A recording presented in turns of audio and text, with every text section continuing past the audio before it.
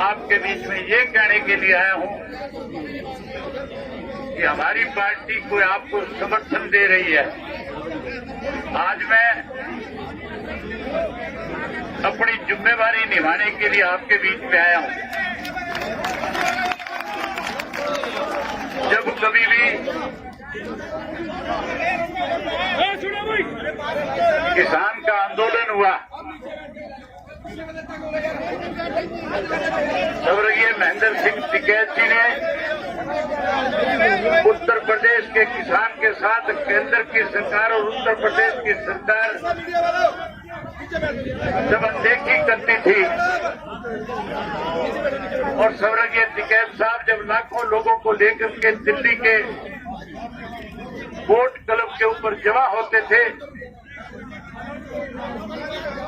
या उत्तर प्रदेश के किसी कोने में जाकर के मेरठ में आकर के मुजफ्फरनगर में आकर के किसान की लड़ाई को लड़ते थे, उस वक्त चौधरी देवीलाल जी किसी भी पद पे होते थे तो स्वर्गीय श्री महेंद्र सिंह टिकैत जी के उस किसान आंदोलन को न केवल अपना समर्थन देते थे बल्कि टिकैत साहब से कहते थे कि हरियाणा प्रदेश में आज मैं मुख्यमंत्री के पद पे हूं, उत्तर प्रदेश के किसान की अनदेखी हो रही है,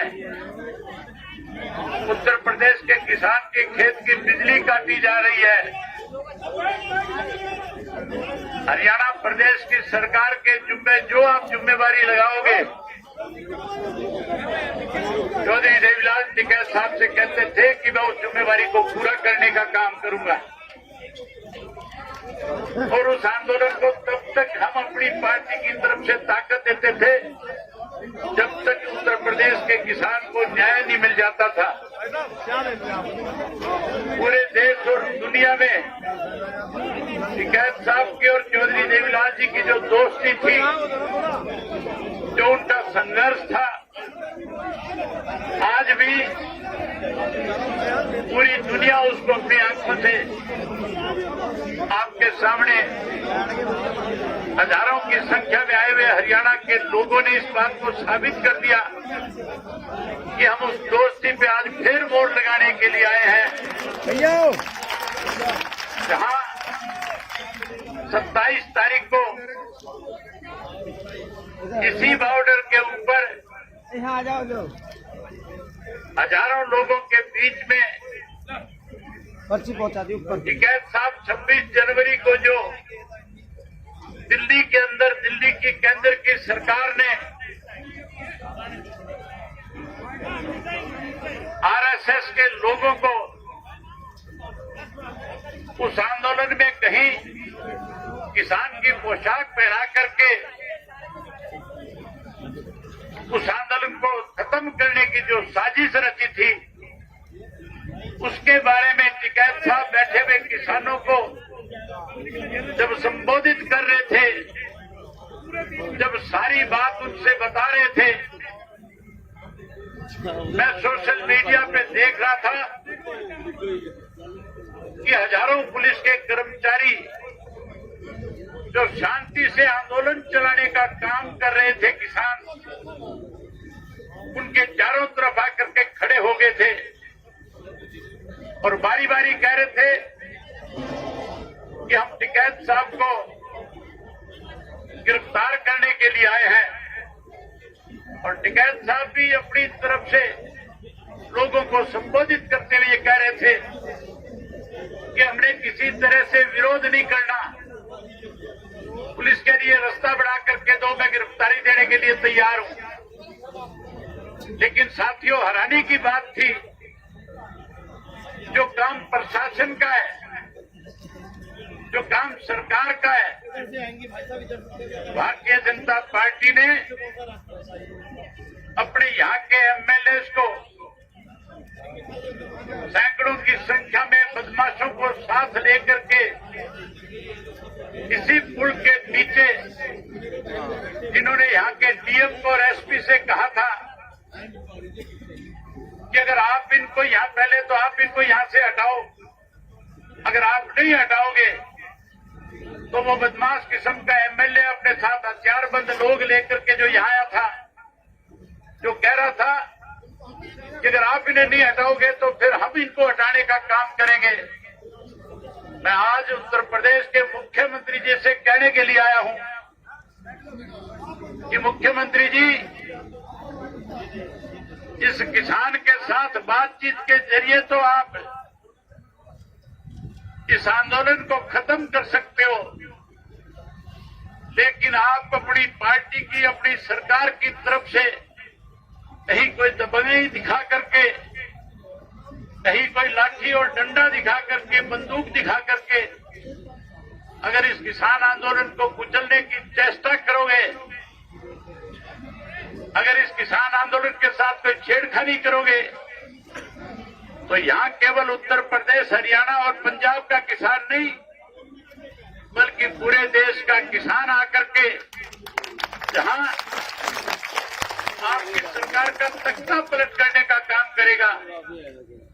वहीं किसान अपनी इस लड़ाई में केंद्र की सरकार को कृषि के तीनों काले कानूनों को खत्म करवाने के लिए, इन कानूनों को न केवल खत्म कराएगा, बल्कि इस देश का किसान कैसे खुशहाल हो, इसके लिए केंद्र की सरकार को नए कानून बनाने पे मजबूर कर देगा। देश के प्रधानमंत्री ने सत्ता में आने से पहले कहा था कि अगर मेरी पार्टी सत्ता में आई तो उन्होंने कहा था कि मैं किसान को खुशहाल कर दूंगा, किसान का कर्जा माफ कर दूंगा। वायदा किया था प्रधानमंत्री ने हमारे से कि आप हमारी सरकार बनाने का काम करो, हम किसान की खेत की फसल के लागत मूल्य से 50% आपको ज्यादा देंगे। वायदा किया था इस देश के प्रधानमंत्री मोदी ने कि हम स्वामीनाथन की रिपोर्ट को लागू कर देंगे। ये भी कहा था कि अगर किसान के साथ कोई अनदेखी करेगा तो फिर मेरी जिम्मेवारी होगी उस सरकार को मजबूर करके किसान को समर्थन मूल्य पे 50% ज्यादा दे करके उसकी फसल के दाम देने का काम करूंगा। लेकिन हैरानी की बात है, इस कोरोना की आड़ के अंदर जब देश जो है आर्थिक तौर पे कमजोर हो रहा था, जब हमारे देश के अनेक नेताओं ने, अनेक मुख्यमंत्रियों ने प्रेस के माध्यम से